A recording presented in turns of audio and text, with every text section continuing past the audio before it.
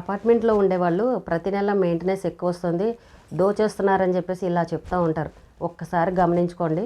ఇప్పుడు లిఫ్ట్ ఉందనుకోండి, పనివాళ్ళు వాడతారు, డ్రైవర్లు వాడతారు, స్విగ్గీ జొమాటో వీళ్ళు ఎక్కువైపోయారు. ప్రతిరోజు చిన్నదానికి పెద్దదానికి కూడా ఆర్డర్లు పెట్టేస్తూ ఉంటారు, వాళ్ళు వాడతారు. కొరియర్ బాయ్స్ వాడుతూ ఉంటారు. వాచ్మెన్లు ఏదన్నా పని ఉందని అంటే కిందికి పైకి తిరుగుతూ ఉంటారు. మళ్ళీ మధ్యాహ్నం స్కూల్ పిల్లలు రాగానే కిందికి పైకి తిరుగుతూ ఆటలాడుతూ ఉంటారు. మరి ఇంతమంది లిఫ్ట్ వాడుతూ ఉంటే మెయింటెనెన్స్లు, కరెంటు బిల్లులు ఎక్కువ రాక ఏమవుతాయి చెప్పండి. వాచ్మెన్కి రూమ్ ఏదైతే ఇస్తారో కరెంటు, నీళ్లు ఇవన్నీ కూడా మనమే కట్టాల్సి వస్తుంది. వాచ్మెన్లకంటూ సపరేట్ మీటర్ ఏమీ ఉండదు. వాళ్ళ ఇంటికి బోల్డ్ మంది బంధువులు వచ్చి వెళ్తూ ఉంటారు, ఇష్టం వచ్చినట్టు నీళ్లు వాడుతూ ఉంటారు.